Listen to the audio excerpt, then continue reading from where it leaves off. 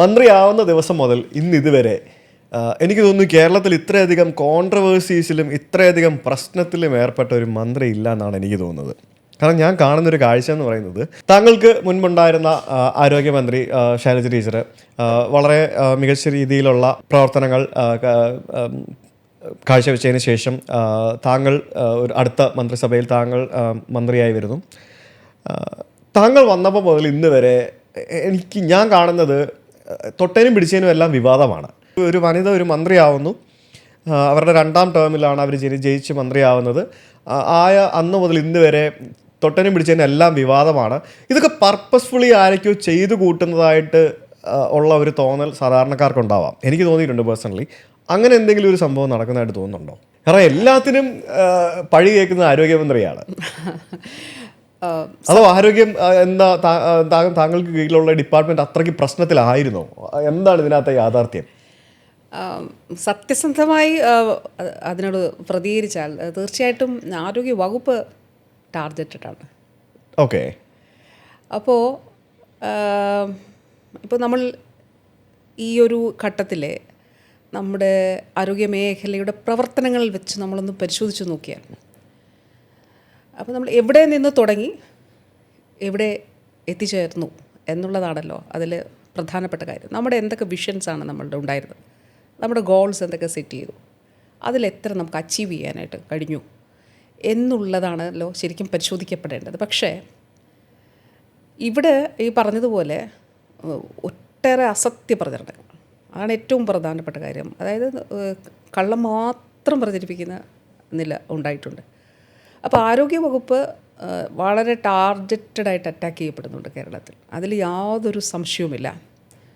അപ്പോൾ സ്വാഭാവികമായിട്ടും ഒരു വകുപ്പ് ടാർഗറ്റ് ചെയ്യുക എന്ന് പറയുമ്പോൾ അതിന് ചുമതല വഹിക്കുന്ന വ്യക്തി എന്നുള്ള നിലയിൽ ഞാൻ കൂടി അല്ലെങ്കിൽ ഞാൻ ആക്രമിക്കപ്പെടുന്നുണ്ട് എന്നുള്ളത് യാഥാർത്ഥ്യമാണ്. ഓക്കെ.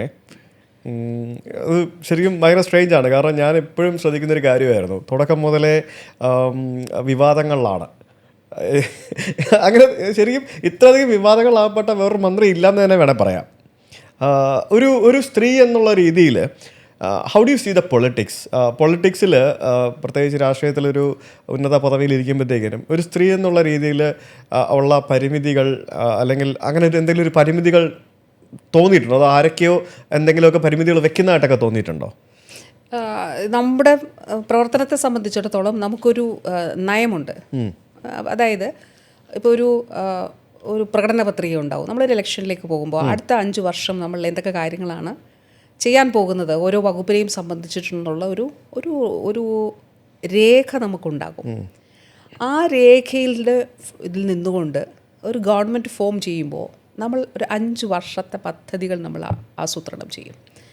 അപ്പോൾ ആരോഗ്യവകുപ്പിനെ സംബന്ധിച്ചാണെങ്കിൽ നമുക്കൊരു പ്രത്യേക മിഷനുണ്ട്. 2016 ആർദ്രം എന്ന് പറഞ്ഞിട്ടുള്ള ഒരു ഡെഡിക്കേറ്റഡ് മിഷൻ നമ്മൾ ആരോഗ്യ മേഖലയിൽ തുടങ്ങിയത്. അപ്പോൾ ഈ ഒരു ഘട്ടം എത്തിയപ്പോൾ ഇത് ആർദ്രം 2.0 ആണ്.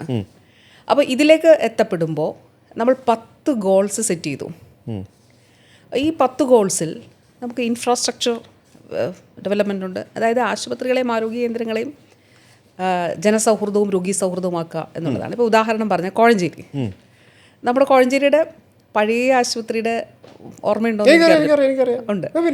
അപ്പോൾ ഞാൻ ആക്ച്വലി പലതവണ കോഴഞ്ചേരി ജില്ലാ ആശുപത്രിയിൽ പോയിട്ടുണ്ട്. ചികിത്സക്കായിട്ട് തന്നെ ഞാൻ പലതവണ പോയിട്ടുണ്ട്. എനിക്കറിയാം. നമ്മൾ കയറി ചെല്ലുമ്പോൾ ഇടതുവശത്താണ് കാഷ്വാലിറ്റി ഒരു ഓഡിറ്റ് ഒരു കെട്ടിടമായിരുന്നു. അപ്പോൾ അതൊക്കെ മാറിയപ്പോൾ അവിടെ നമ്മൾ 30 കോടിയുടെ ഞാൻ കുറച്ചാളായിക്കോട്ട് പോയിട്ട് അതുകൊണ്ടാട്ടോ ഇനി അടുത്ത വോട്ട് ചെയ്യാൻ കഴിഞ്ഞ തവണ പഞ്ചായത്ത് ഇലക്ഷൻ വോട്ട് ചെയ്യാൻ വേണ്ടി പോയത്. ഇനി അടുത്ത തവണ വോട്ട് ചെയ്യാൻ വേണ്ടി വരുന്നുണ്ട്. ഞങ്ങളുടെ വീട്ടിൽ 5 വോട്ടുണ്ട്.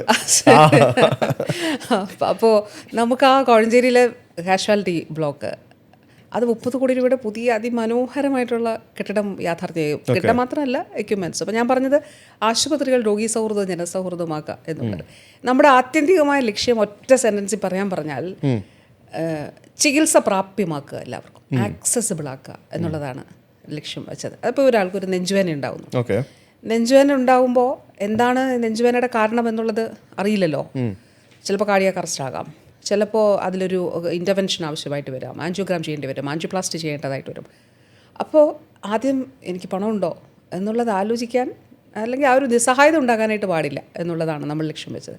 അപ്പോൾ ഈ ഒരു ലക്ഷ്യം ഉള്ളത് കൊണ്ട് ഒരു വനിതാ നേതാവ് എന്നുള്ള രീതിയിൽ അതിനൊരു പരിമിതികളായിട്ട് തോന്നിയിട്ടില്ല എന്നാണോ ഈ ഒരു ലക്ഷ്യത്തിന് മുമ്പിൽ? വനിത എന്നൊരു പരിമിതിയായിട്ട് എനിക്ക് ഒരിക്കലും തോന്നിയിട്ടില്ല.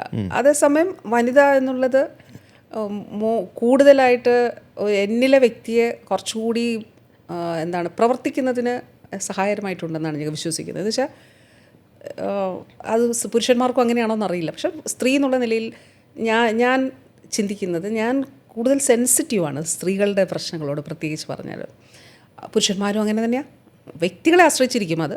എന്നാൽ ഞാൻ പറയുന്നത് തിരിച്ച് സ്ത്രീകൾക്ക് സ്ത്രീകളുടെ അടുത്തേക്ക് വരാൻ കുറച്ചുകൂടി സ്വാതന്ത്ര്യമുണ്ട്.